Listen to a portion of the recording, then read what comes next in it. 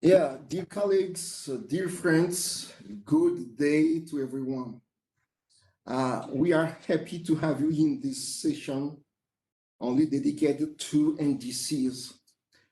I'm not going to say that it is a tradition during the various SNTs to have a special session dedicated to NDCs, but I'll say that this session is still part of the SNTs.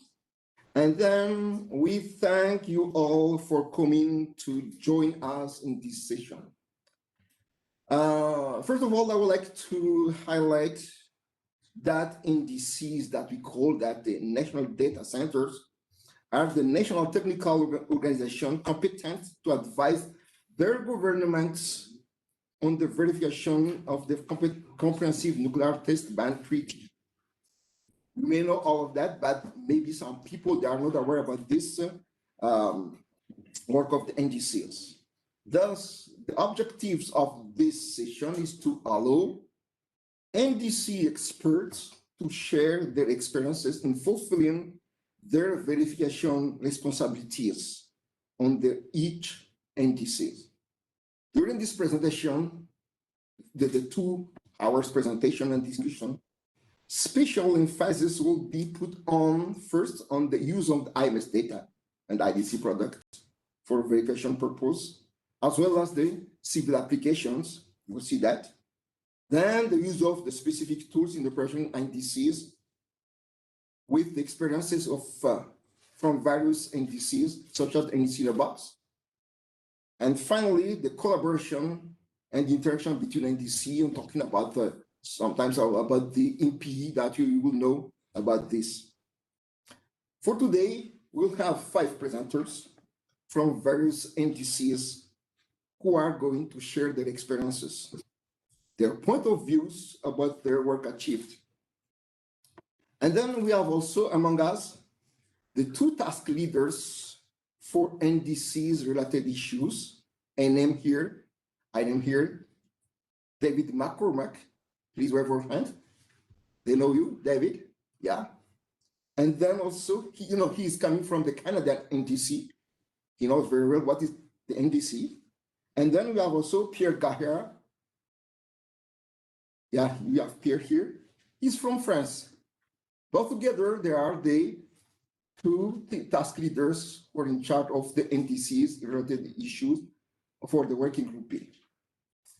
They will be part of this panelists also to bring their experiences also, and to discuss about many things that may be raised during these discussions.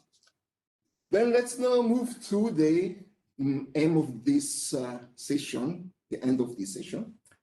We will have several speakers for the interventions. First, we'll have Gonzalo Fernandez, who's coming from Bolivia. He's the director of the Observatorio San Galisto in Bolivia.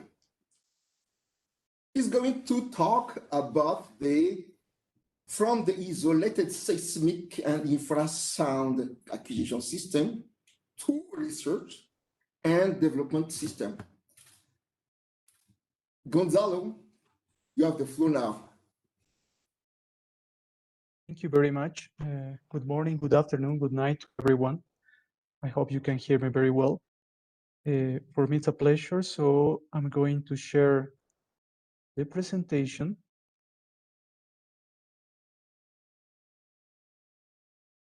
Okay. So again, good afternoon to everyone. Good morning or good evening. As Dr. Gerard introduced me. I am Gonzalo Fernandez, the head of the Observatorio San Calixto Bolivian NDC. Well, institution was founded on the 1st May 1930 by the Jesuit priest Pierre-Marie Decaux, a French priest from the Jesuit order. He followed an order from the General Geophysical Assembly to establish the first seismometer in South America. Since then, my institution is the only one in charge to monitor, study the seismology, the seismic hazard, the infrasound, and in charge to operate and maintain the IMS station, especially the seismic and infrasound station. Our aim, however, our aim goes beyond to only monitor this field.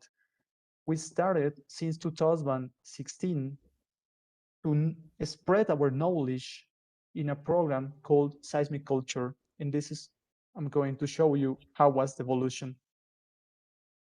We have a collaboration with different NDCs and the CTBTO, of course.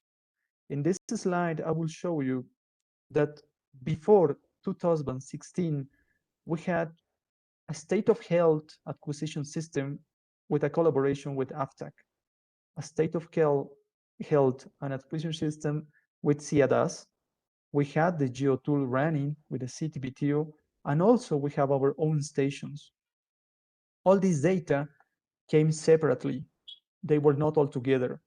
So sometimes it was difficult to locate an earthquake, to have a unified bulletin because the data was separated.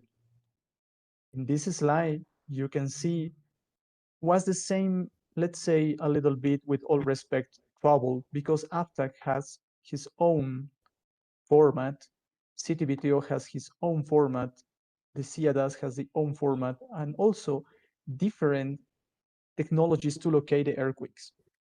So we had one result with IPO 71, one result with GeoTool, one result with Hypolips.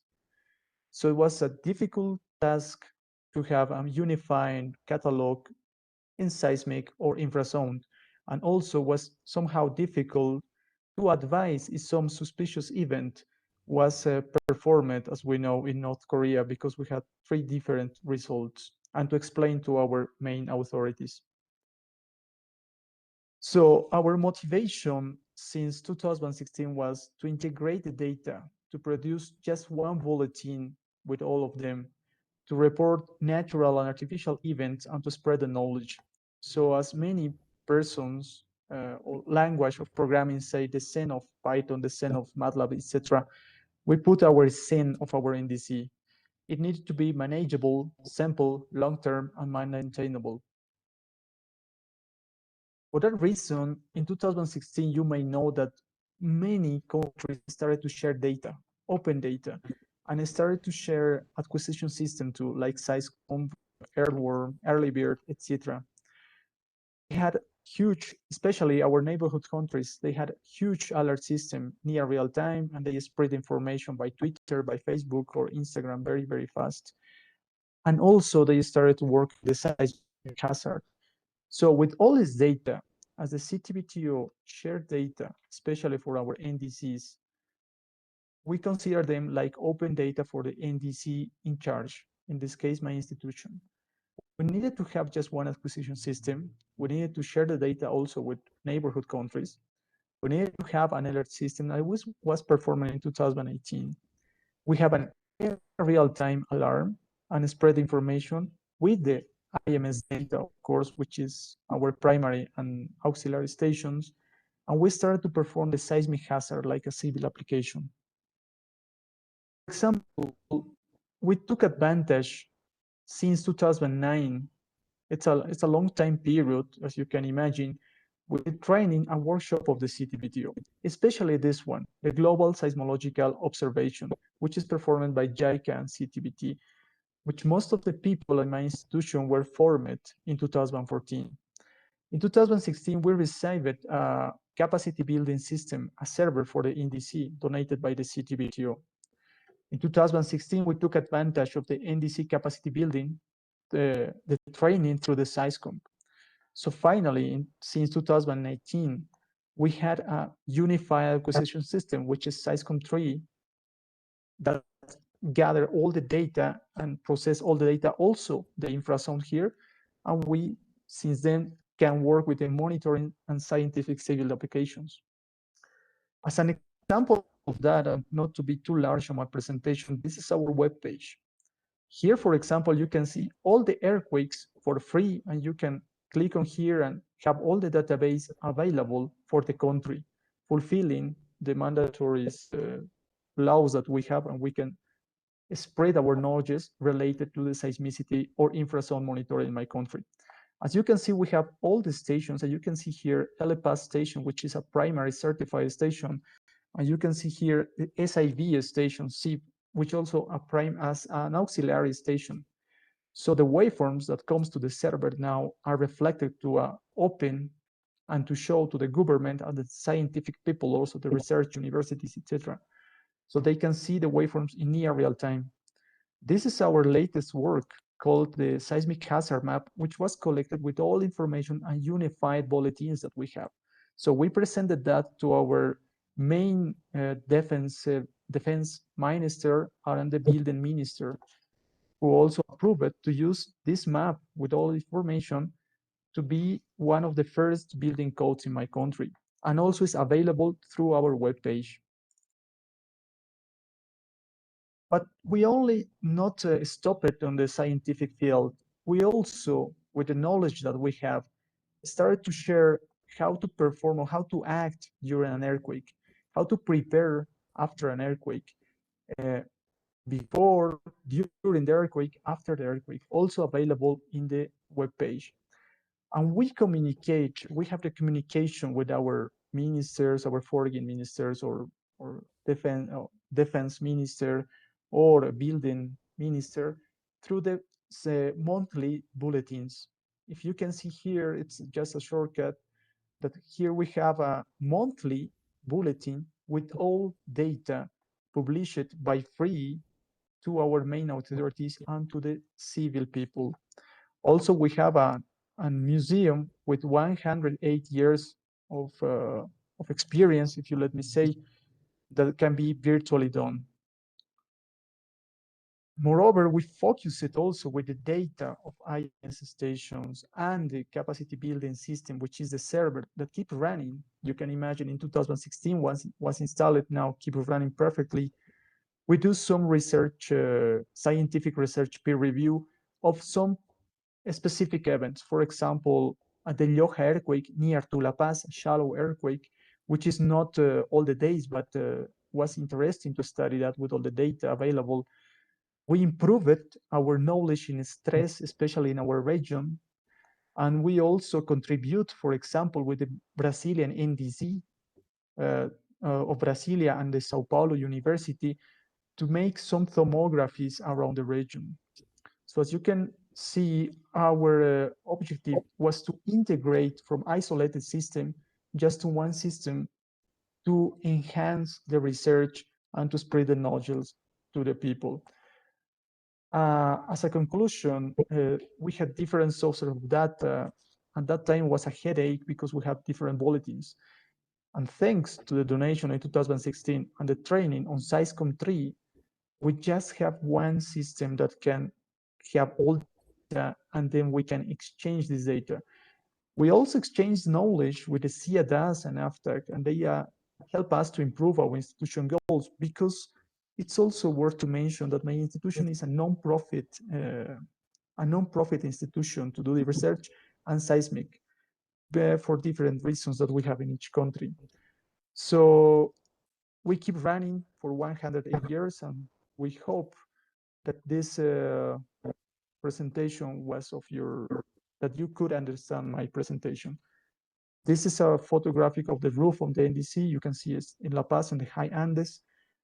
Well, if you have any questions, let me know. Thank you very much. Well, thank you very much, Gonzalo. It's a very nice presentation, and we congratulate you for that. I've not seen any questions so far, but I think that there will be questions that come in later on. And for that, we can put that, all the questions at the end of this all of the presentations, but you will be in here and you follow the others presentation, and then we'll give you the question later on. Let's move now to the next presenters. On my list, I have Andri Ramanatsuan. He's from Madagascar, from the Madagascar NDC. He's a researcher at the IOGA Institute and Observatory of Geophysics of Tenerife, Madagascar. He's going to present the 20 years achievement of their NDC in Madagascar. He's talking about the data availability, the IMS data used for verification regime and for civil applications, and so on and so on. Andri Ramanatsu, you have the floor. Thank you. Thank you for giving me the floor.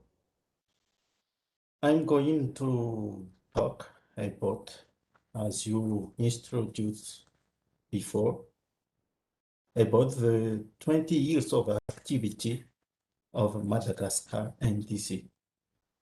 In one word, our activities can be summed up as the use of IMS data, maintenance, training, and scientific works. For a short history, Madagascar has signed the treaty in 1996, and the installation of the two stations, Infrasound and Seismic stations, has been achieved at the end of 2001. Then the NDC could start its activity. Come later the ratification of the treaty in 2004. For the NDC Madagascar, the IOGI represents the NDC, and the IOGI works in the frame of geophysics. Let's move on the use of IMS data. It is one of the major key of our activities. In the frame of treaty, we were asked by our government to report the DPRK nuclear test for verification. And we report as well the Fukushima accident. For the use of IMS data, the IMS data are used for the NDC preparedness exercise. In civil applications, IMS data also are used for studying different natural events that can affect civil life, such as lightning, tropical cyclone, bolide, volcano eruption. IMS data are used as well for environment impact study for man-made events such as quarry blasts and explosion. About the data processing, we use softwares, and for this part of data processing, it is the main key of accomplishment of our task. At the beginning of our activities, WinPMCC for infrasound process and Onyx for seismic process are used. These software are from software of CEA DAS. Then came after the NDC in a box, which includes DTK, GPMCC, GeoTool, SeisComp, to process infrasound data and seismic data. Now, for our scientific works, we are using all of these softwares. Then after, we developed a software. We called it Spot Them All, and it is used for the location of seism in the regional seism. And for this software, we use the local stations. We use AMS, the neighborhood AMS stations, and the other networks like GFC, IRIS, APGP, and Africa array. And as you saw as you see in the slide, the result of this local seismic location. Using data, it's not possible if stations don't work properly. A rigorous maintenance is applied for the station. So there is a weekly check for the stations. There is monthly test of the fault. And our maintenance team, is ready for any troubleshoot at any time. So all of these tasks imply to a data availability around 99%. All of our activities are done properly because of the trainings followed by the NDC staff. At the beginning, NDC staff followed trainings on station operator and data processing in France at CEATAS, and then in Vienna. Then after, we followed the training offered by PTS, like alpha tester, NDC capacity building, OSI. In 2019, the NDC, the Madagascar NDC, hosted the training for French-speaking NDCs. It is specialized especially for the African countries.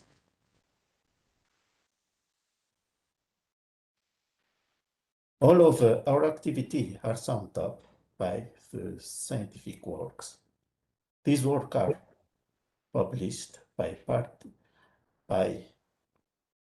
our participation in different workshops, in oral communication or poster, in SNT, for example, ITW, EGU, or national meeting.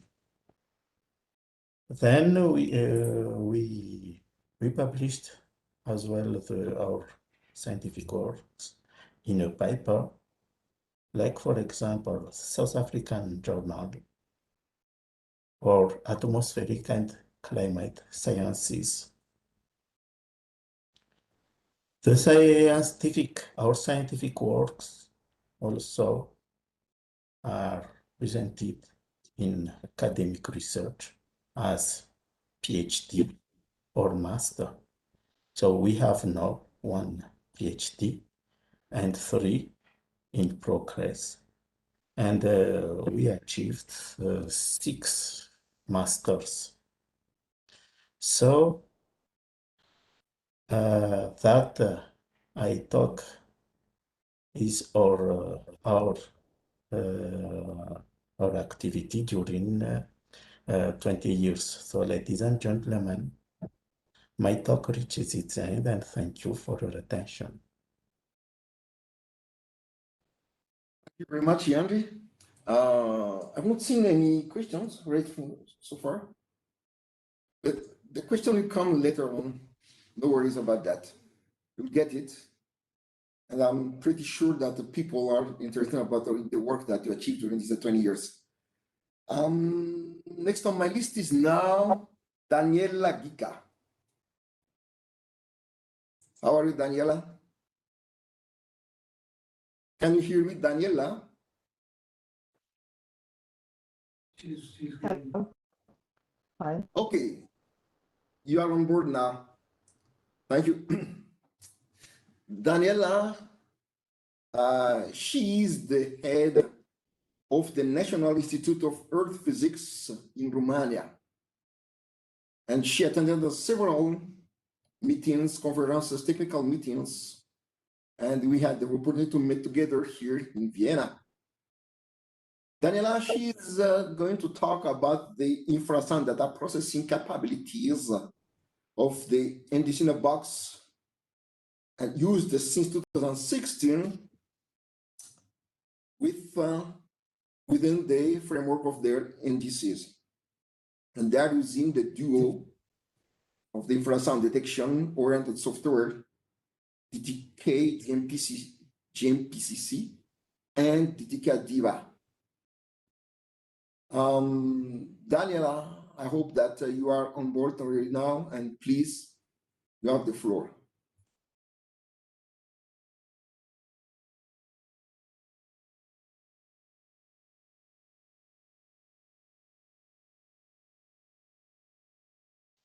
Daniela, Hello. please, if it's not possible, please turn off your.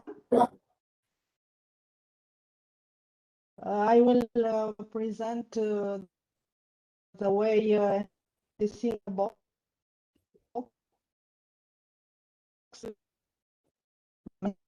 Daniela, I think that you have a problem can with you your hear me? connection of the bandwidth there. Please switch Sorry. off your Can you camera. hear me?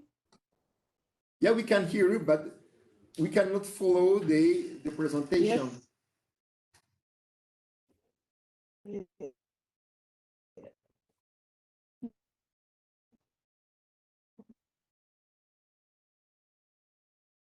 Yeah, thank you, Mario. Yes. Can you hear? Yeah. Shared. Let me Yeah, we can hear you. share the presentation again. Yeah, we can I hear you, we don't can hear see you. you, but we are not see Yeah. your. Now I will. We are not able to see your presentation. Okay, now see.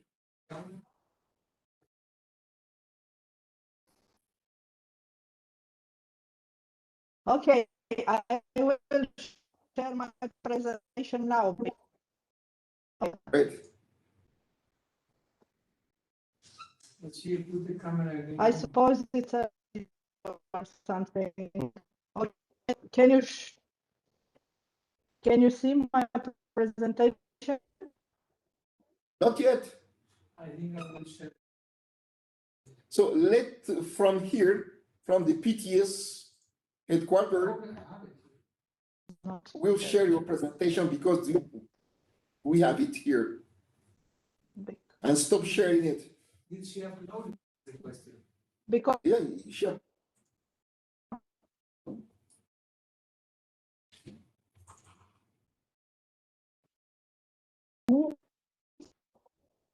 Daniela. okay. No, you don't have my presentation. Oh. So once you are going to fix your technical problem, I think that I will ask the next presenter to present his work, and then we're coming back later on, Daniela, right? So present the next. Okay, I will ask my colleague, Alexander Okay. Smirnov, Sure. to present his work. Alexander Smirnov is a deputy director of the Kazakhstan NDC. He's also is a well-known here within us in the NDC trainings, NDC meetings, and Infrasound meetings. So Alexander is going to talk about the Kazakhstan National Data Center and in its activity in support of the verification regime. Alex, you have the floor. Thank you very much, Gerard, for very warm welcome. So, and thanks that you call the name of my talk. So, I would like to, I don't have much time to describe everything we do because it's just 10 minutes. So I just briefly touch main issues. So our national data center was founded in 1999, a subdivision of Institute of Geophysical Research, which is a part of National Nuclear Center in Kazakhstan, and it's based in Almaty. So main task of our center are as follows: data collection and transmission from station, from our big network, and also then we process all incoming data in different operational regimes. And we also do some scientific research in the field of seismology, infrasound, and other fields also. So we have 5 stations that are part of IMS here in Kazakhstan, and there's primary seismic station PS23 in Makanchi, which is auxiliary seismic array 058 in Kurchatov, and also have auxiliary seismic array in Borovoye, and we have 3 stations in Aktyabinsk, and we also have some infrasound array in Aktyabinsk also. And I start to describe our network from Makanchi. It is a very well-known seismic array, and it has a shape of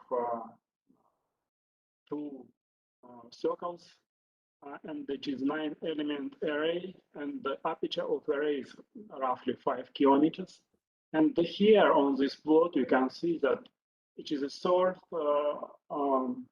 best station among all IMS primary seismic station in sense of distribution of, in sense of associated phases in RAB. And if Makanchi is a kind of standard, it has a kind of standard configuration for seismic array in IMS. We have another kind of array in Kurchatov. It's a Kurchatov cross array, and its peculiarity is that it is a big one. It has aperture of 20 kilometers, and it has 20 elements. And you can see here on this panel that this Kurchatov cross array is a best array among auxiliary stations, seismic station of IMS in sense of number of associated phases. And you can see also here that our another auxiliary seismic array in Borovoye, which is the second best. And you can see here another red point here, which is our 3C station, which is in Aktyabinsk, and it is also not so bad. It's 3C station, but it is one of the best auxiliary station of IMS. And you can see here on this map degree of participation of Makanchi array in compilation of RAB. And color indicates the degree of the participation. So the more red the color, the more frequently this station take part in RAB. And you see that this station, this particular station, is really sensitive to whole Asia and Indian Ocean and also Pacific region. And we also have some infrasound array, which is part of IMS, which is IS-31 in Aktubinsk. And you can see that the station, like our seismic station, also performs well. It's a fourth best in sense of associated phases in RAB. And we also have we have two national infrasound arrays in Kazakhstan, in Makanchi. We have 9-element infrasound array, and we also have another 4-element array in Kurchata. So our having such a good raw material, such a good waveform data, we produce several products in our data center. We produce automatic seismic bulletin. We also produce interactive seismic bulletin. You can find it in our website. And we also produce some joint bulletin, and it is compiled using our data and also data from another seismological institute, SOME, in Kazakhstan. We also produce bulletin of urgent reports, and we also do automatic infrasound bulletin. And the main goal of our center is, of course, in support of CTBTO, of course, it is a recording and parameterization of nuclear explosions. And you can see here on this example how we see DPRK event. So several stations in Kazakhstan recorded this explosion. And in total, we registered 20 nuclear explosions. These are 6 underground explosions produced by France in Pacific Ocean area. Also 5 nuclear explosions in China at Lopnor test sites, 2 nuclear tests in Pakistan at Chagai test site, and also 1 explosion produced by India at Pokhran test site. And we saw 6 explosions produced by DPRK at Hungary test site. So, and we don't do just recording of data and its processing. We also perform several another tasks, and one of them is training courses. We're trying to teach our neighbors from Central Asian countries, and thanks a lot to Northern Norwegian Center for supporting these efforts. And so we did many of these courses, and starting from 2010, we invited 100 people from our country and from Uzbekistan, from Tajikistan, Kyrgyzstan, and Turkmenistan. And they studied how to process and interpret, to make interpretation of digital seismograms. And unfortunately, we didn't have such a courses in the 2020s due to pandemic. Another activity that we do very well in our center is preservation of archives of nuclear test records.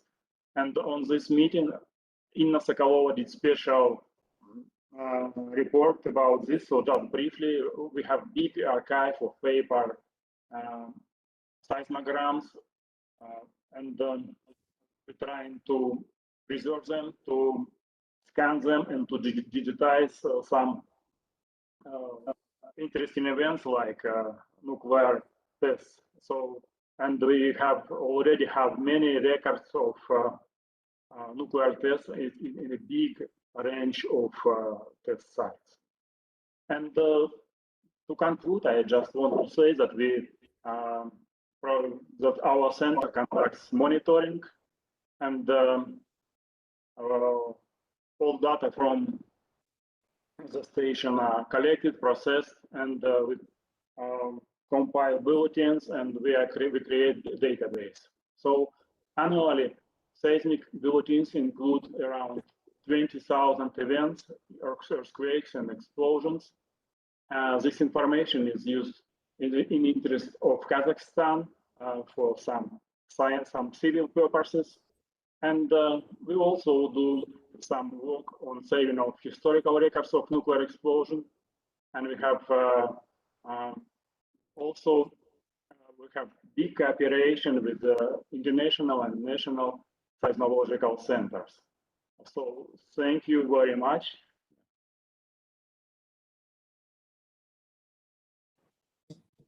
Thank you very much, Alexander. It was a very nice talk. And as you said, that it's not possible within 10 minutes to present all of the work that you did, you achieved since the beginning of this, your NDC, and maybe from the previous work that you are doing, performing in your NDC. But let's come back to you later on also. And I hope that the all questions that will come raising from the public and will be addressed to you. Now let's come back to Daniela. Daniela, I think that our colleague here in the PTS, they are able to upload your presentation from here, but you have just to follow that and to talk with this. It's fine with you? You are muted, Daniela. Okay, sure, it's fine with me. Good. Tell her that she has the control. You have the control that. Okay. Please proceed. Okay.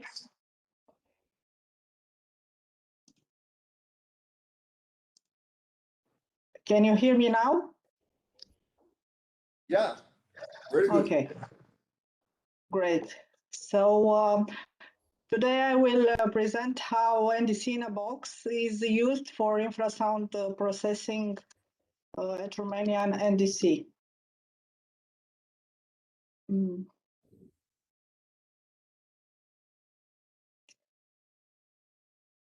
Can we go further? Tell her to move on in the keyboard. You can move on using your Yes. keyboard. You can control it.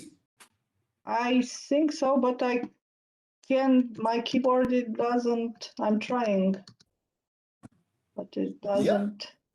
Okay, I don't know what I pressed. Okay, so this is in order to use this NDC in a box, we benefit from the PTS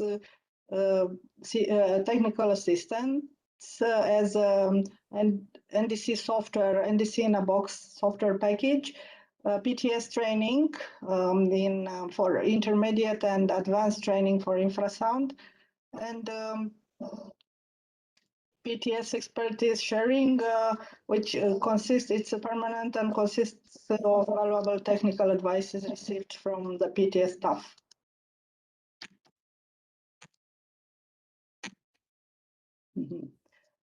This is the graphic how the NDC in a box virtual machine is used at the Romanian NDC for infrasound processing. The data are processed using DTK PMCC in automatic mode, and then we obtain one-day bulletins and results. The results can be visualized with DTK GPMCC, and the detections from bulletin files are visualized and analyzed with DTK DIVA to identify and characterize sources of coherent noise, or to detect sources of special sources of interest, or recognize station detection patterns.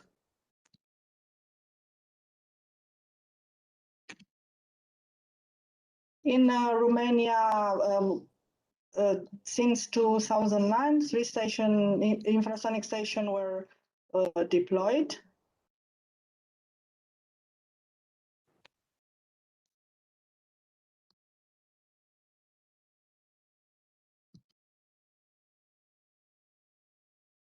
Can go.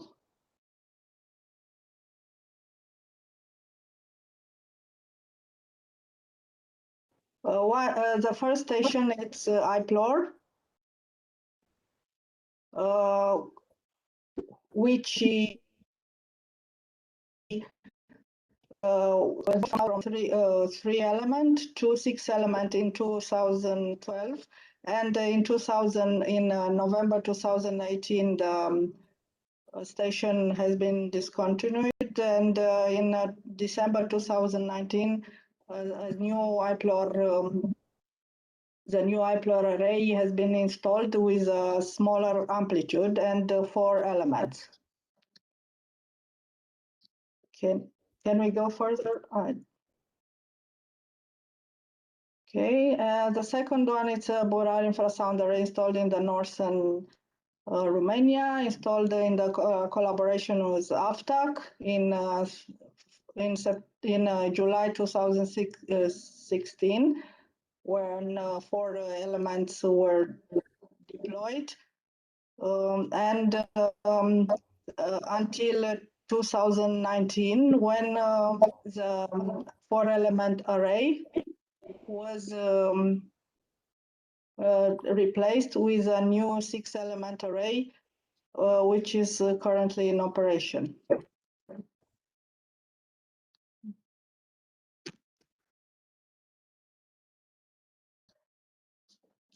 I-67 row infrasound array, which was installed in collaboration with PTS in 2016 and was in operation until 2018.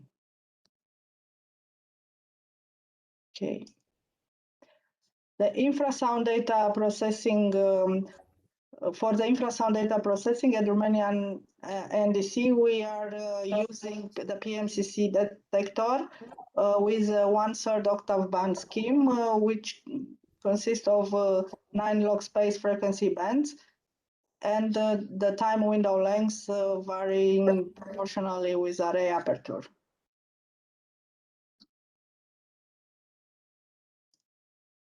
Okay, next.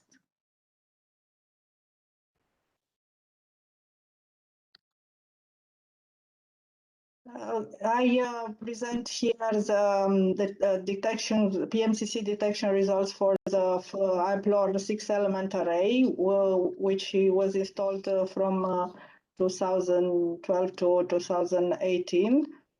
And the aperture was 2.5 kilometers, and several sources. Can you hear? Okay, several sources of, no, the previous one. Okay, this one. This is good. Yes, several sources of coherent noise were identified as North and South Atlantic microbaromes or Black Sea microbaromes, or some gas flares from Romania and Ukraine. Next. The 4-element array, IPLOR 4-element array in operation since 2000. No, the next one. In operations since 2019. The aperture decreased very much to 0.5 kilometer, and resulting in increasing of the sources of coherent noise detected. Next. Borar I 4-element array, for the first configuration. We observed microbaromes from North Atlantic, from Black Sea, several gas flares from oil refineries, dam activity, and some dam activity.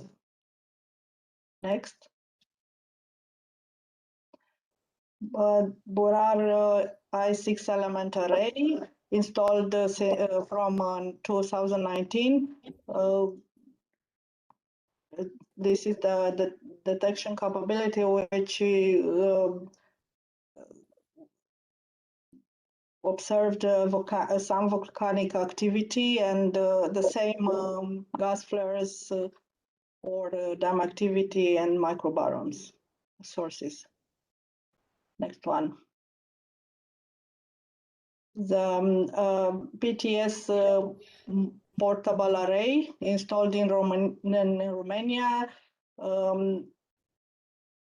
observed as well some microbaromes and gas flares and dam activity in the area.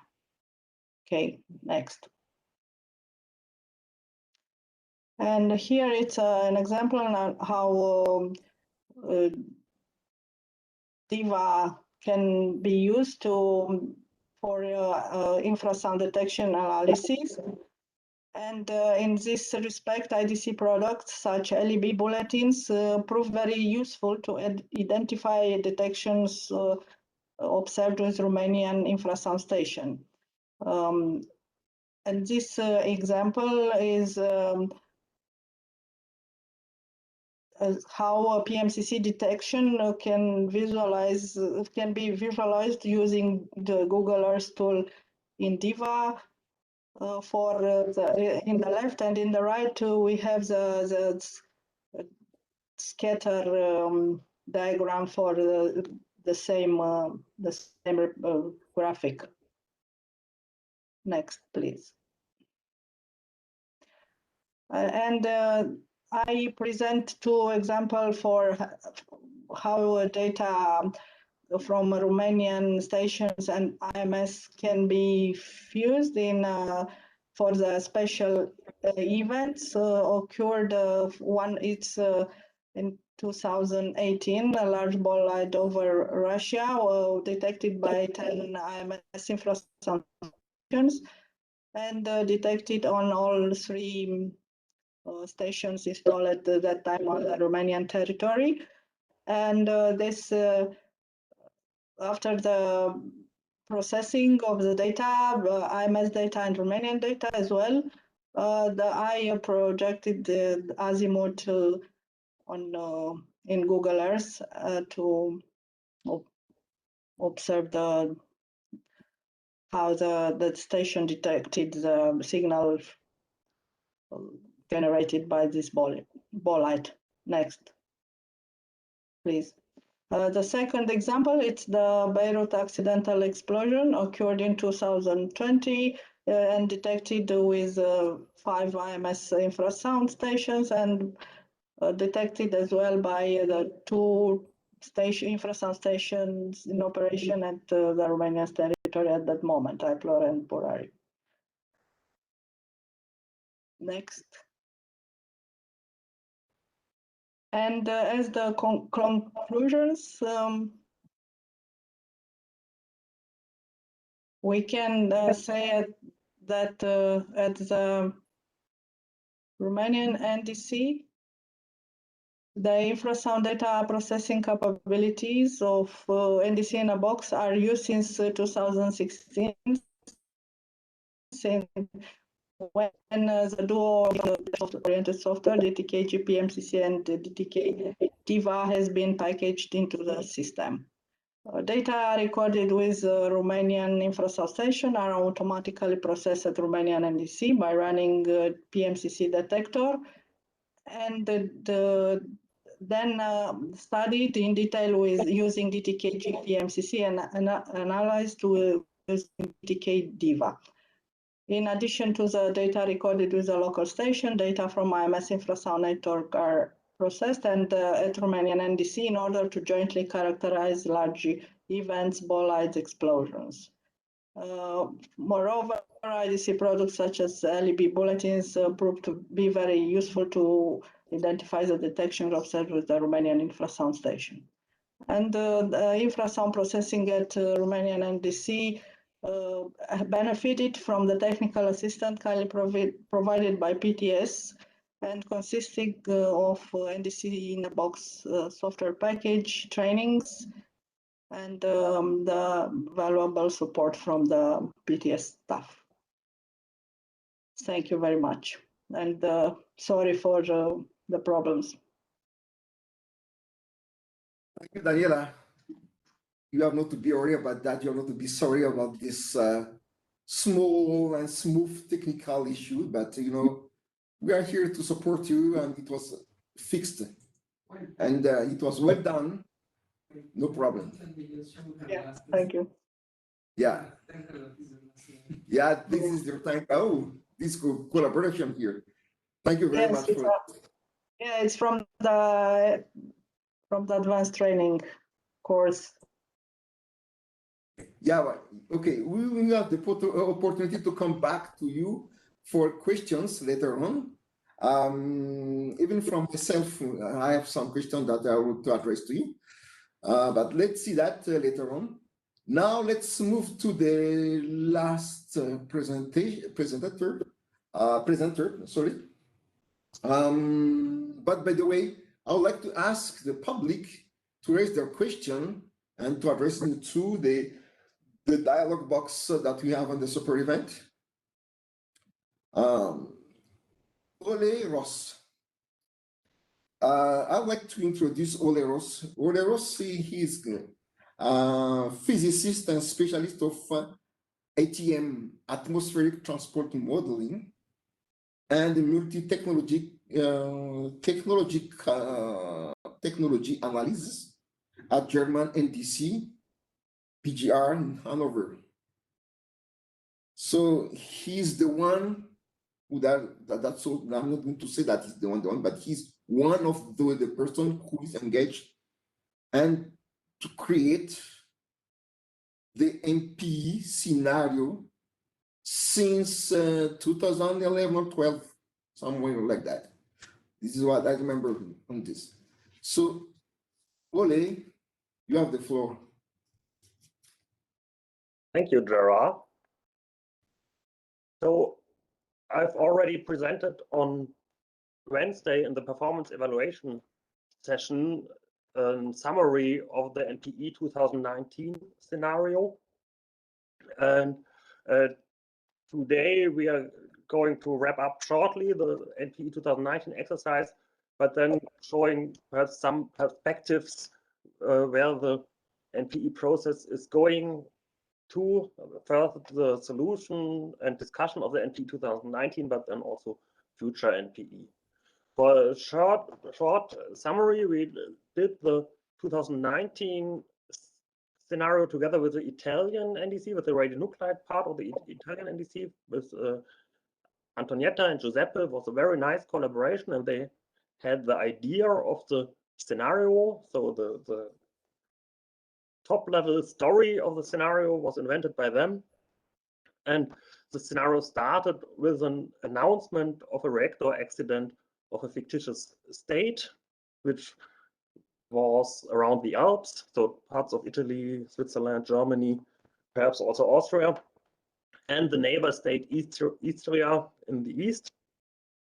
And part of the announcement was that there were some particulates or some radionuclides emitted to the atmosphere, but nothing special and nothing dangerous. After that, a lot of simulated radionuclide concentrations occurred in the IMS.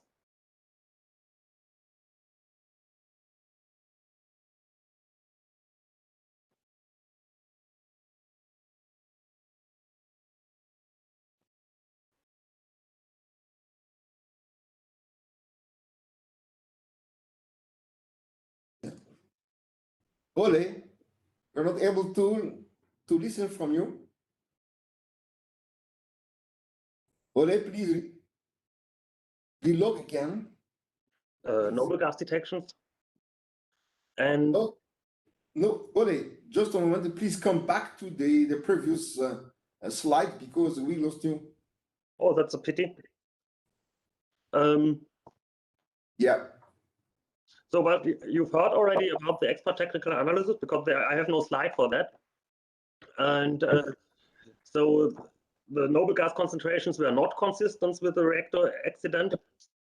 And then in the last step of the exercise, we distributed also waveform data for the exercise, where one event was exchanged with an explosion-like signature in one event, which was an earthquake in the Lake Constance.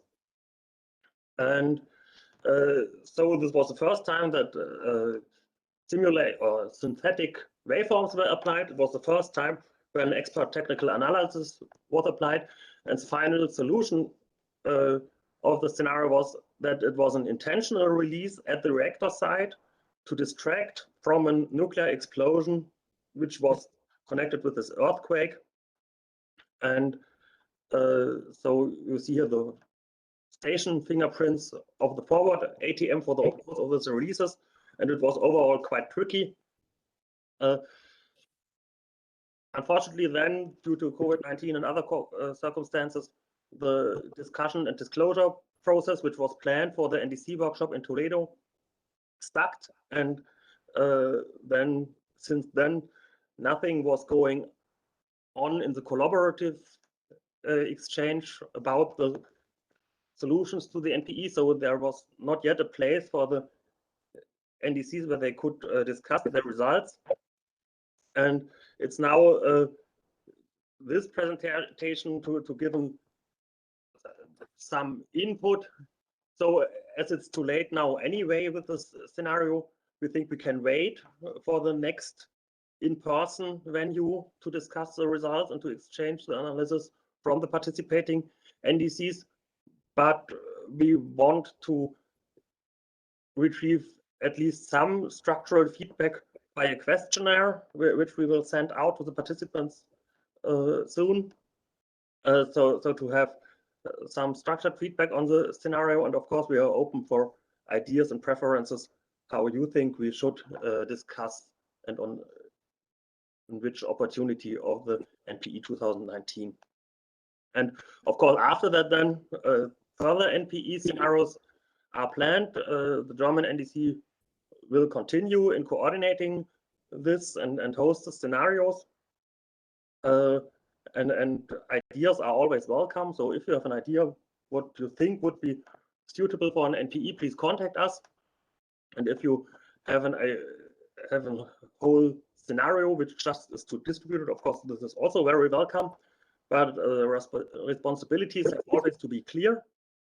So this has been some problem in the last NPEs that there were sometimes then delays. So I think in the NPE 2015 it was quite sophisticated, and so they did it very perfect. And so the scenario had a creation delay in the 2019 now. At the beginning we were too fast, so there were some inconsistencies in the radionuclide part, which we should have detected before releasing it, and in the further process then we were too slow.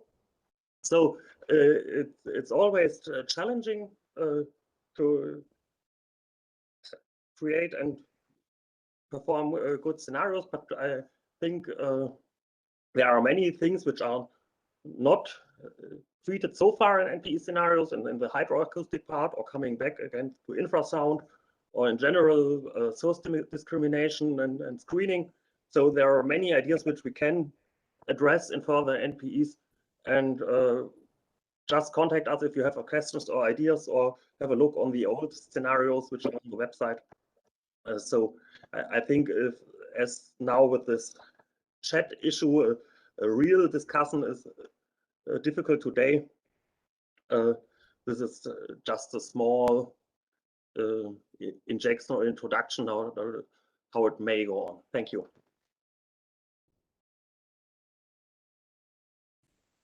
Okay, sounds good. So that we are not done with all of the presentations. Now we can move forward about the questions and answer. But first of all, I'd like to congratulate all of you guys, the presenters there, and the time that you are using for this, and the effort that you make and you done during this these presentations. Okay, Gonzalo, he's there. I have one question to Gonzalo. So you are saying that you have 3 different platforms there. And then for my understanding, you say that you produced for the DPLK, for example, 3 different results. Then now I would like to ask you if you are able to solve this gap, and how did you perform that? Did you use now just only one instead of having these 3 platform? Did you merge it into one platform, or how do you do for that?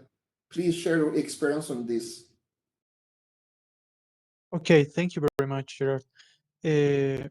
We have different softwares, different platforms that came from the USA NDC, from the French NDC, our own platform. So we have different results because also the location, the global velocity model was the same, IK 135. However, according to the stations, we could not merge or add some stations to an analysis, a global analysis, for example. So was somehow difficult. Since the beginning of 2009, we started to share knowledge with neighborhood countries, NDCs, for example, of Chile, NDC of Paraguay, NDC of Brazil, and NDC of Peru, to have just one open source acquisition system, which was called Airworm, and an analysis software which called Seismic. However, Seismic and Airworm are not inside of the IMS or capacity buildings. Was somehow difficult to add some stations or some results to the GeoTool software.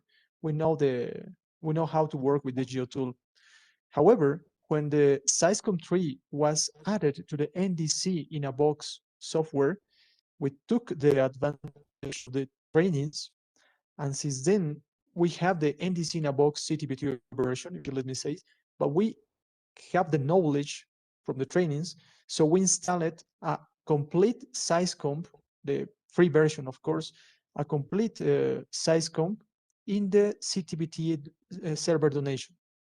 Since then, we can have the data in CD 1.1, we can have the data in Miniseed, we can have the data in SysComp, and we merge all the waveforms. The SysComp has his own analysis software, Sculf, so we can analyze with Sculf, and we can gather information from different indices around the world, especially in South America. So for a DPKR event, was smoothly better than the other test. So sorry for not including in my presentation, but also in our webpage is available the report for the DPKR events. Information for us was smoothly and better to have. We're taking advantage, sorry, of the tools of the given by the CTBT for a daily context, not only on the IMS context. We also do for the scientific. Now, to be brief, we have the SysCom3 from the NDC in a box. We have all the data from the NDCs, especially in South America. And then we have our own data that arrives from the French NDC also that arrives to our acquisition system. And then we can process smoothly and unified form. Okay, great, fantastic that. I think that is a very good achievement that. Thank you, Gonzalo. I would like to ask the 2 task leaders if you are there, if you have something that you have to mention, David or Pierre. Yes, can you hear me? Yeah, very well. Yeah. Cool. So first of all, I would like to thank the PTS for its support to organize this session. So we all have the honor to conclude this SMT since it is the last session of the week. I hope you are not too tired, and I hope you enjoy the presentation. I would like to thank the speaker for their active contribution by presenting the work done in their NDCs. It's clear that NDCs play a key role in the treaty and especially in the verification regime. So we thought it was important to have a session dedicated to present NDC work. It's clear also that NDC are doing a wide variety of activities, from station design, installation, maintenance to data transmission, acquisition, as well as data processing, data analysis. It's unbelievable, and they are doing that with and many NDCs have more duties than just have verification responsibilities. They can be in charge of tsunami warning, volcano monitoring, seismic hazard. It's amazing. It's a lot of work, and for sure we don't have enough time in 2 hours to talk about everything. But I'm quite sure that this session helped to understand the incredible work done by NDCs to fulfill their mission and to see how they try to improve continuously their capabilities. So I thank again everyone. So I have a lot of questions. So maybe, first maybe David, if you want to say something, and then we can come back to the question. David. Yes, thank you, Pierre. So first of all, I'll begin by echoing your thanks to the presenters. I found it very interesting for me this morning to hear what people are doing. I really miss having these kinds of discussions in Vienna, and I really look forward to the opportunity to be able to hear some more of these presentations back in Vienna during the Working Group B, but also then, of course, at our hopefully our next NDC workshop when we're able to schedule that. I think it's a very good opportunity for us nevertheless to get together today. So I thank the PTS for helping us do that. And Gerard in particular, but I'd also like to thank you, Pierre, because you've, as you and I know privately, you've taken on almost all of the responsibility for organizing this session. So I really appreciate your efforts in making this happen. It certainly wouldn't have been a success without you, so thank you. I'm very interested really in a number of the different presentations and some of the issues they touch on. And I really would like to ask the speakers, I think, whether you would like to have the opportunity to perhaps be able to talk about some of these issues you raise, maybe not in a general sense, summarizing everything you do in your NDCs, but some of these specific issues that you bring up, I think would be very valuable for other NDCs to hear and other NDCs to have a chance to respond to. So I think this discussion that you've raised, Gonzalo, about different types of software, we all know, as Pierre says, that many of us, including my own NDC, has a number of different roles. We have a number of different standard systems and standard softwares that are used around the world in different communities for different things. We are, of course, trying to move to standardize as best we can on NDC in a box within the CTBT community, which is a really SeisComp P3 underneath the lid. But nevertheless, I think there will continue to be, at least in terms of data exchange, if not some other processing, the need to have bridges between those systems and other standard software systems that are used around the world. I'm thinking about other commercial systems like Antelope, or some of the non-commercial systems that are used like Earthworm, which is supported by the USGS and so on. So it would be interesting, I think, to have a conversation with NDCs to hear their views and give some feedback back to the PTS about, in the long term, 3 years, 5 years ahead, how they should be helping to support NDCs in that broader venture of making sure that they're providing the support for the NDC in a box, and it's very valued, I know, but also looking at tools and capacity that helps us bridge with those other systems. That I think might be a very interesting conversation for Working Group B. And I did notice a couple of other very interesting experiences that people are starting to develop. Alexander's presentation and Daniela's both talking about really detailed experiences that people are getting now from routine processing of infrasound as a network. And I think, again, some of that could really be usefully brought together to the broader community in some discussions about whether there are specific issues that NDCs need from the IDC, for example, in terms of how the IDC handles that type of processing moving ahead. that might help to guide the PTS in their work moving forward. And of course, I would be negligent if I didn't thank Ole and through him the German NDC again for the excellent work they've continued to do to provide a framework for us to work together and support us in giving us some meaningful exercises through the NPE process. I think that's really helped a lot of NDC's focus, and over the last few years that we recognize is a lot of work, and it's work the German NDC take on themselves on their own their own dollar or their own euro.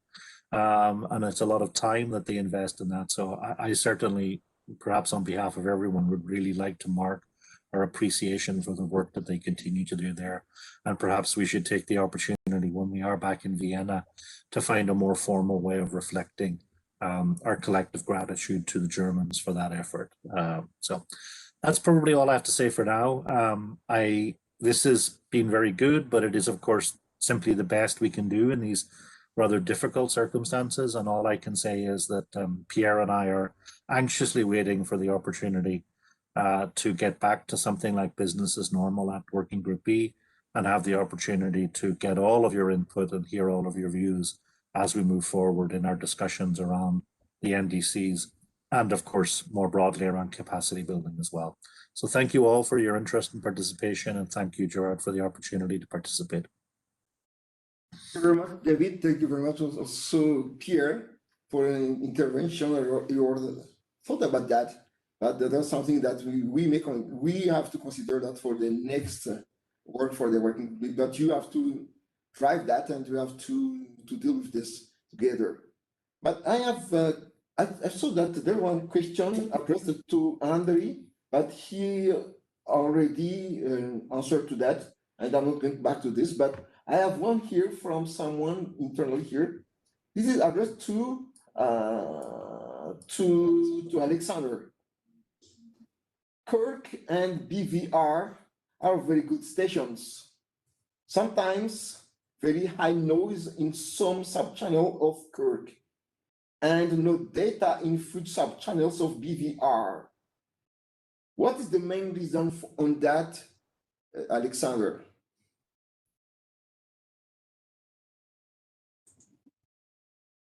Okay, thank you for question. I'm not really sure that I can well answer this question, because you know that I was mostly dedicated into infrasound, but now I turn to be a deputy director, so I have to know everything.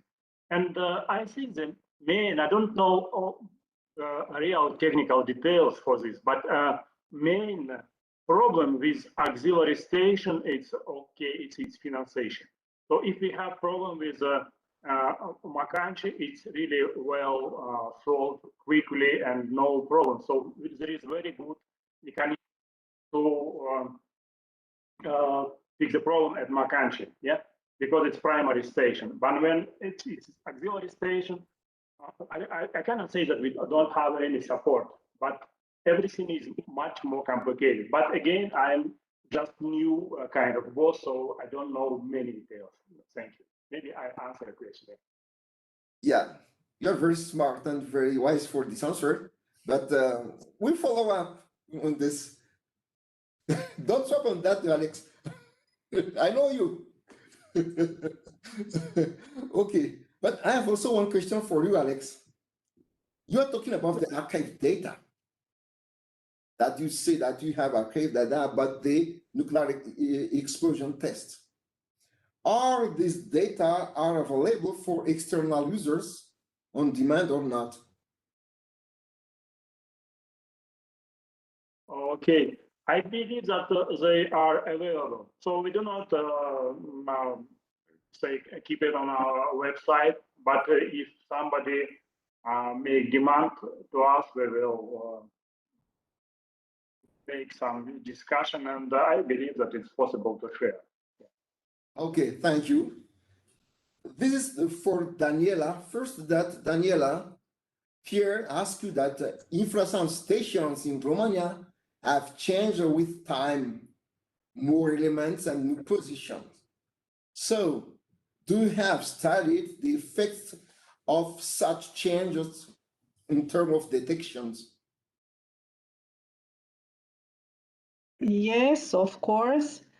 I observed how detection capability changed because having, for instance, IPLOR is a small, but in fact, both arrays are small aperture arrays. They are more efficient in detection microbaromes, but of course it's not the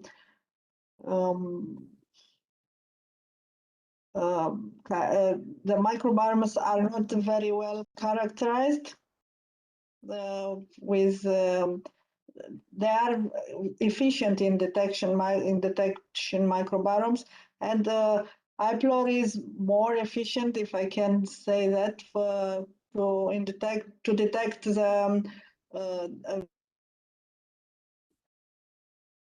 or see the cost, and this is a little problematic because with such so many detections, some other signals can be masked.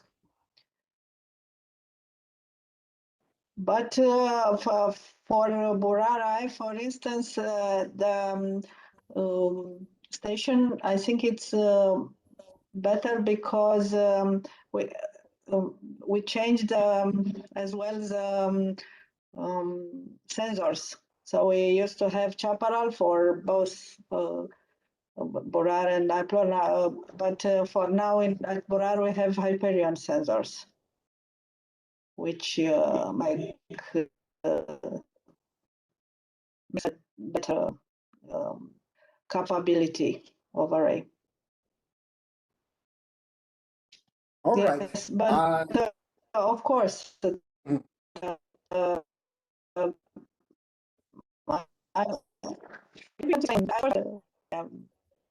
are good in good ways and bad ways somehow, but overall it's we are doing fine now. Okay, Daniela, I have one more question to you. I think that you have a very good network of array on terms of infrasound network. But my question is that this is from me, from my side. Are you going to use your infrasound array with seismic stations to better locate acoustic events? I mean that in the local and yes, it's this is a very good opportunity that we have at Burara. We have a seismic array installed. It was installed in 2002. So, and we can combine the detection. So it's kind of we can apart from location, we can identify the impulsive events much better. And recently I studied some signals which were produced by mining in quarry blasts in the area, and using both array seismic and infrasonic array, I could find the source using the different of the time arrival times, the difference of the arrival times. So it's good when we have seismic arrays and infrasonic array in the same site. okay. And we now we are in a process with Hungary, Czechia, Austria, Ukraine, and to produce some regional bulletins with data from this regional infrasound network called Central and East European Infrasound Network we established in collaboration with these countries. And in these bulletins, the seismic arrivals are used as well. All right. Thank you very much, Daniela. Maybe there are some question left there, but we'll come back to later on again about this. I want to come back to the second presenter, Andy. You are talking about the one software that, for my understanding, it was produced by yourself there, by your organization. You call that the Smooth Them All. Spot them all. Spot them all. Yeah, okay. But did you have the opportunity to compare the results from the other platforms that are available in your institute to the one that you have here? You call that Spot Them All. And can you tell us about the difference on this? Yes, we compare the result of Spot Them All with Seiscomp. We have Seiscomp to localize also the seism. So for the comparison at the magnitude, I see. In magnitude, they are almost the same. There are a difference, but about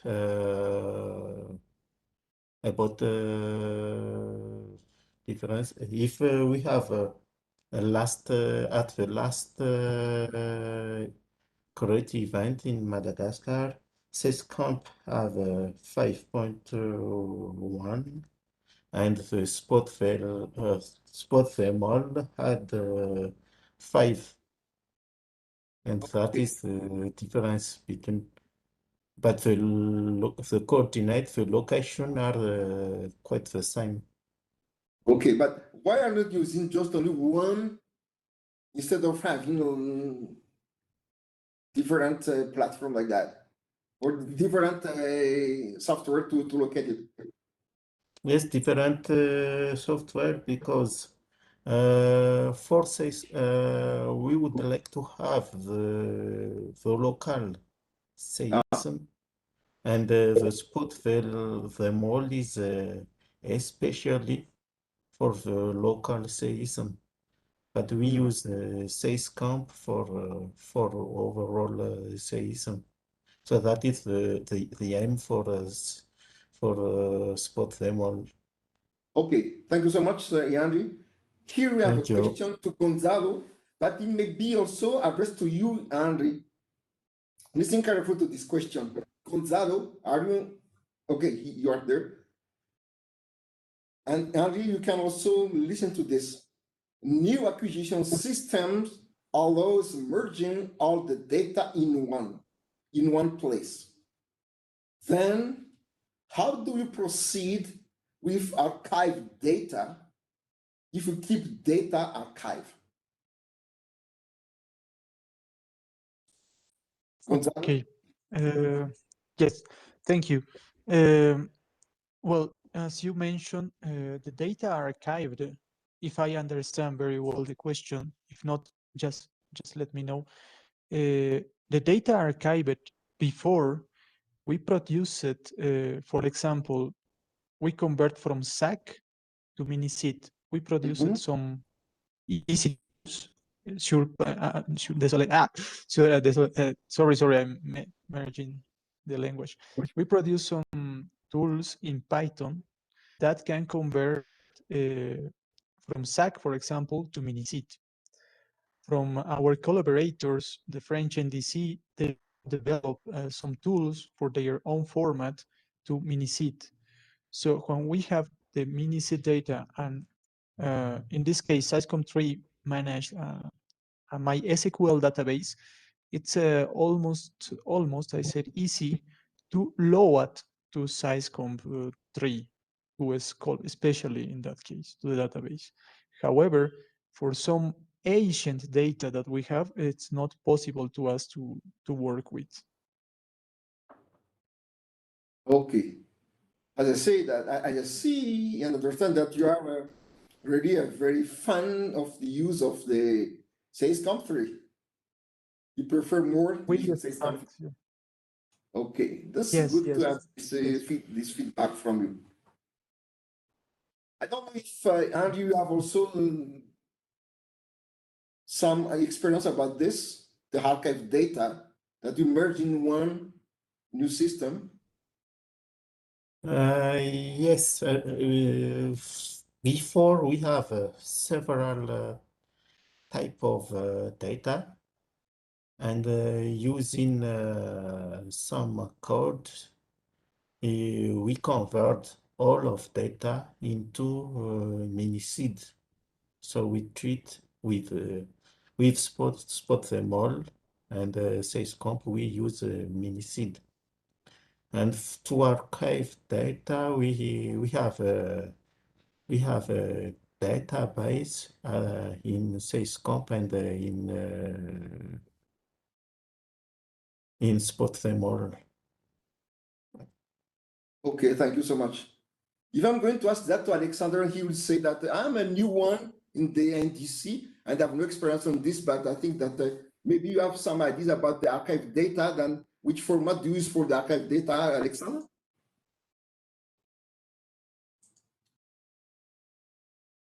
Okay. So we mostly process data at CSS, but we also actively use mini-seed, and we archive data in mini-seed for Iris. So actually, it's not easy to explain what we do because we have many contacts with many centers. So for Iris, we do some archives in seed format. In our routine practice, we mostly use CSS, and I also use CSS for Infrasound branch. So kind of this. Yeah. Okay, thank you so much. Let's go back to Ole. Ole, are you there? Ole? What do you want to know? Yeah, I want to see you first. Are you there? Okay, good. Ole, there's one question here. How people can join the team who prepares the MPE scenario? You're just writing an email to us to the generic address of the DOI NPE and expressing their interest. And then we will look for possibilities for participation in creation. Following this question, there is no criteria for that having some experiences, or is it open for everybody who wanted to join this? There are no strict criteria. So if some NDC thinks, or some body working at an NDC thinks he has or she has an idea about what to do and wants to participate, just write an email. Okay, thank you so much. I think that you answered the question that raised from people. I want to come back to Pierre. You say, Pierre, are you there? Are you still there? Yes. Yeah, you say that you have several questions pending with him. Maybe it's now time. We have 20 minutes before the end of the session that maybe you have. Please raise your question. So maybe a question for all of them. following what David said. So I was wondering if they are using a standard solution to distribute their bulletin and their product to people. Are they using, I don't know, like a website or FDSN or such solution to provide their bulletin? Is it easy to access their bulletin and their product or not? I don't know who can share the experience on this Yeah. topic. We have 5 presenters there. Please go first for let's start with Daniela. Oh, Alexander, okay. You raise your hand. Just Alexander. quick answer. Yeah. Sorry, Daniel. Just quick answer. So we place some our products on our website, but not everything. So we have different kind of contracts with different organizations. But I show that our NDC produce several kind of products. So we place our automatic seismic bulletin and interactive seismic bulletin on our website. It's free to access. But some results we do not place. Alex, someone else would answer that? Daniela, can you add something? I of what Alex said. We share bulletins, maps, not too much infrasound results. That maybe this we need to do in the future. But if you access the site of the institute, you can find there a lot of, I think, interesting things. So reports on the major earthquakes occurred in Romania or abroad. Reports on the events in which we participate. As I know, I don't think we share like software or there. But I think if you go to website, which is infp.ro, this address, you can find there a lot of interesting things. And of course, we share data. We have an IDA node. We host an IDA node, but this we share our data and data in from the regional station seismic stations. Thank you so much, Daniela. And then sorry. Thank you so much for that. Welcome. I see Andy. Do you have an answer for that also? Yes, for the bulletin, we shared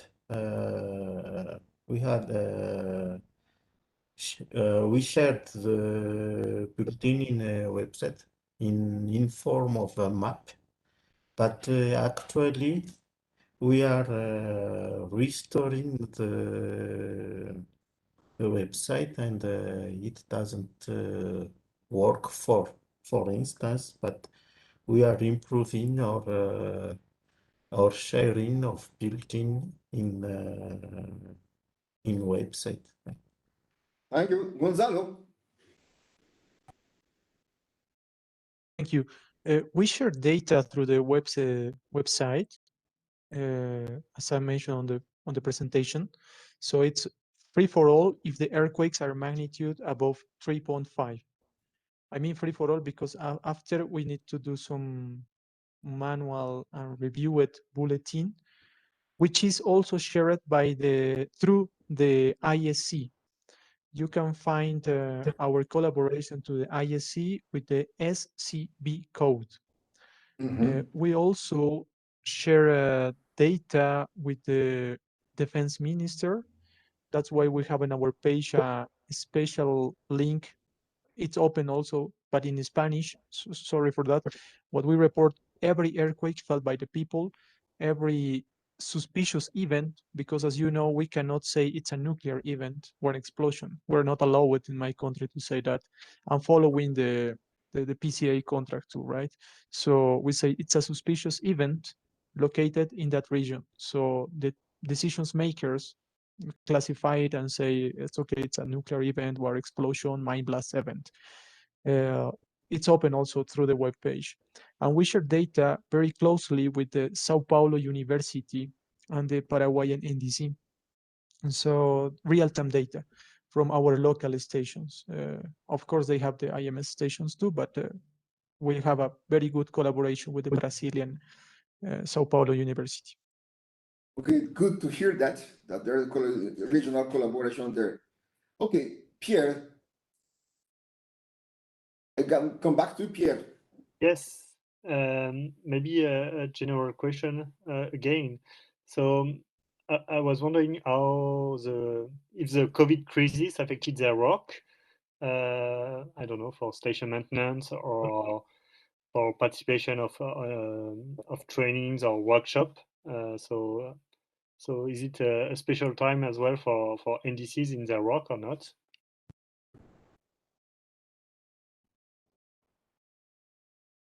The question, okay, Alex. Actually, it's a long story, and I try to be brief to allow other participants to describe it. So we have really big problem, and it was a situation that we wasn't able to access our building. But anyway, we managed to organize all processing in a remote mode. It was a really big challenge because it wasn't allowed to move in the city. And I think it was a special talk on this conference about this, about all the challenges, and you can find it in conference materials.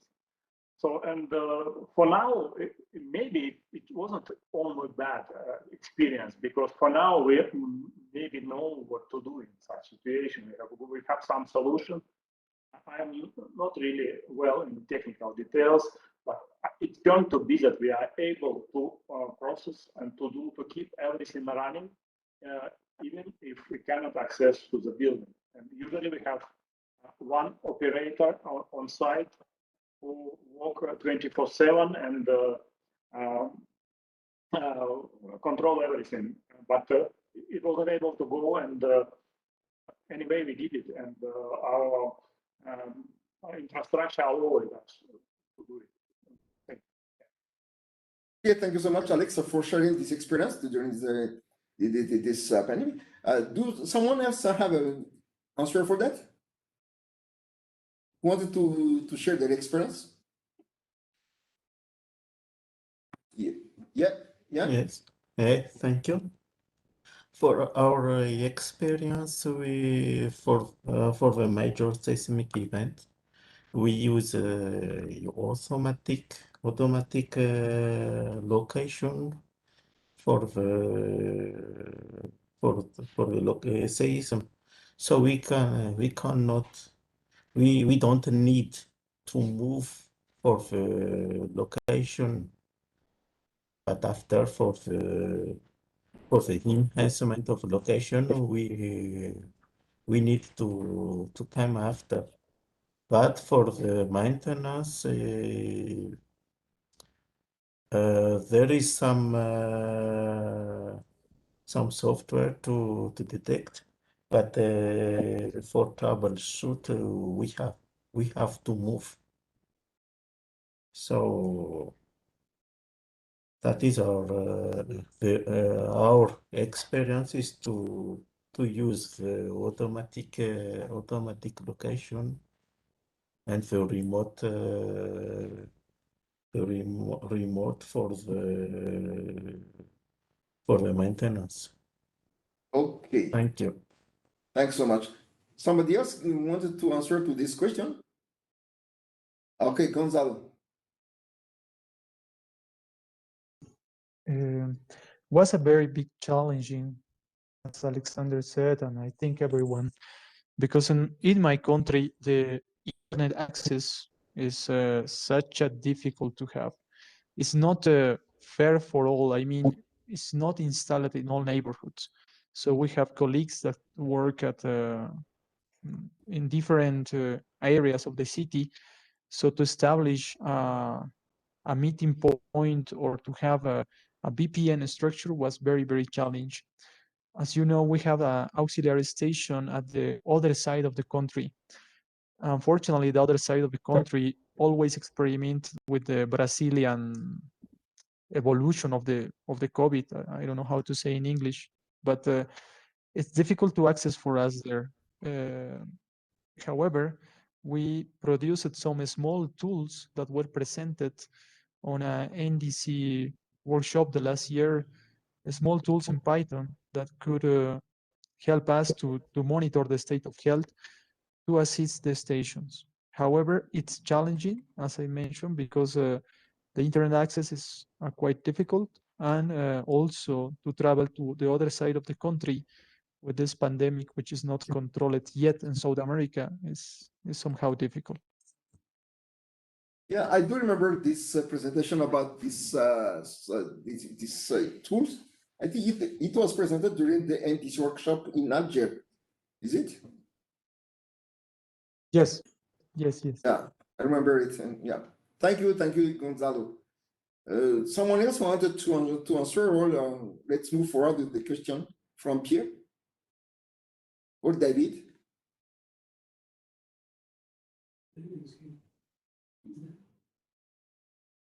Pierre.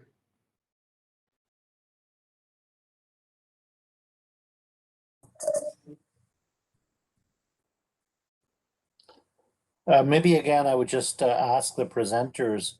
We are now starting to think about the agendas for the next couple of meetings for Working Group B.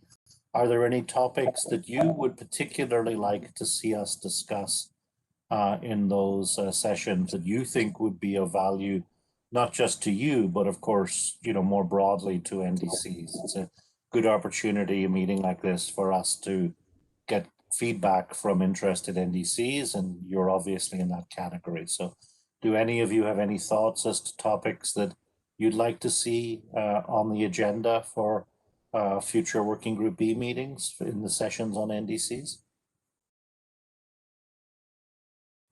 See, Gonzalo, raise your hand. Thank you. Yeah, I'm not. I would like to congratulate that you asked these questions, because, for example, I saw that the CTBTO did a training on the Infrasound, like basic, intermediate, and advanced level. Going back to the same point, many indices at South America, talking for the South America, use the Seiscom 3 to merge and to monetize the data. We do have one training in Seiscom, of course, which is very good. However, as I attended the last training on Seiscom in 2018, the people, especially from South America, demand or asked to the trainer if we can go a little bit deeper in Seiscom. The point is, if the CTBTO can consider, or Working Group B can consider, to have for the seismic NDC processing, to have a basic training, an intermediate seismic training in Seiscom with some specific topics such as the velocity models or something else. The other, sorry, the other thing is that Grafana is a great tool. It's of course a great tool, but I don't know if they can be a Grafana offline with SMS message to the station operators, in case the station operator will not have access to internet for anything, or the internet access is not widespread, for example, in my country.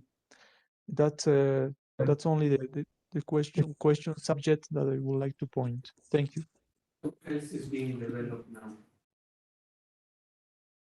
Yeah. Okay, Alexander. Actually, we had some discussion before this meeting of Group B preparation, like David asked. And to took part in this meeting, but I didn't have a real way to sound it. But let me kind of describe this question. So anyway, pandemic situation will get down, and we have to come back to normal life like this.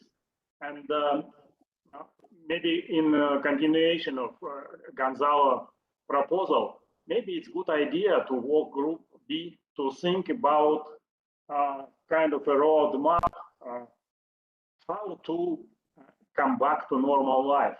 And maybe it's a good idea to describe different situation of pandemic development and just to make some algorithm what to do.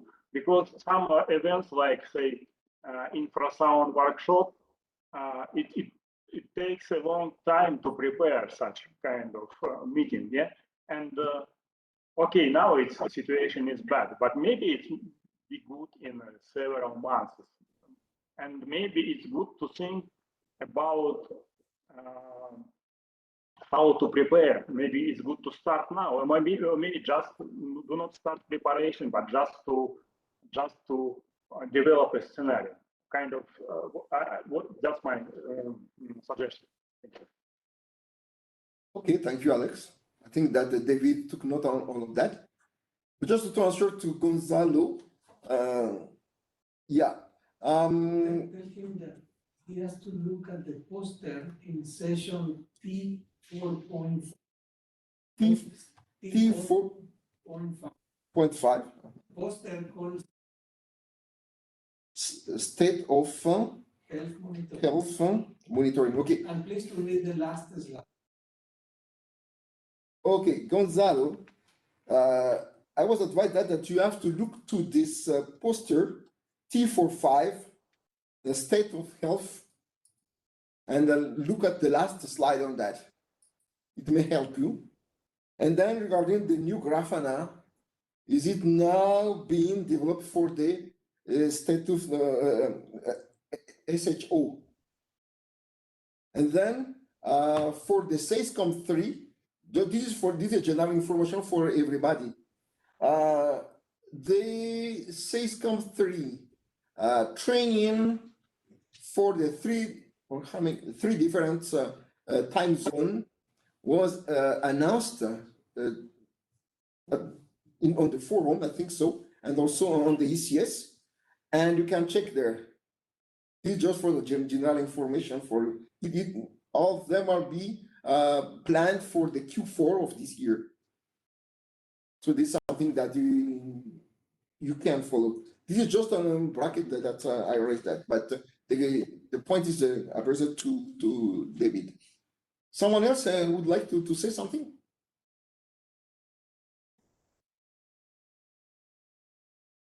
In 5 minutes. So we are 5 minutes before the end of this session. If there is no, Pierre, do you have something else to say? Just a few. Oh, I heard something. David. I was just going to say it's Friday. It's been a long week. It's been a very successful week. Everybody's worked very hard. I think we can afford to let everybody go 5 minutes early if it's okay with you. That's fine. There's somewhere in the globe they say, thanks God it's Friday. Okay. Yes. Okay, let's say that. Yeah, Pierre. Just one more, just to say to thank you again and thank all of you, and maybe just to say a word if there are still other participants in the virtual room. If other NDCs would like to share experiences in future meetings, such as SNT or maybe there will be more events soon, hopefully. So please feel free to contact us, David, me, or Gerard. So we'll be really glad to consider the possibility to have a more presentation of NDC in future events. So thank you very much for your attention, and thank you very much for your participation. It was really it was a good end for SNT. Thank you very much. Yeah, thank you so much.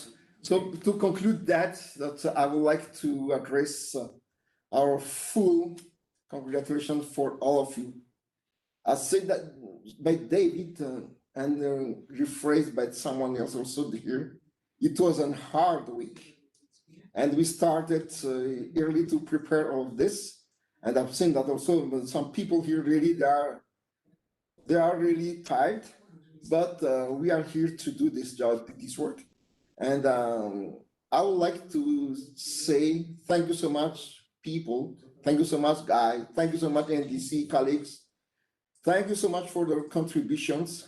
And I hope that this pandemic will finish, will end, and then we'll have the opportunity to meet together again in presence, either here in Vienna or somewhere in the other place in the world.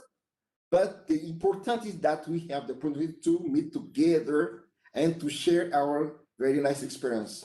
Thanks for sharing your ideas, your points of view, your experiences, and applause to everybody. And have a nice weekend. Thank you, guys. Bye-bye. Thank you. Bye-bye. Thank you to the whole Bye. Have a nice Thank you to weekend. all. Thank you. Have a nice weekend. Saludos a Mario.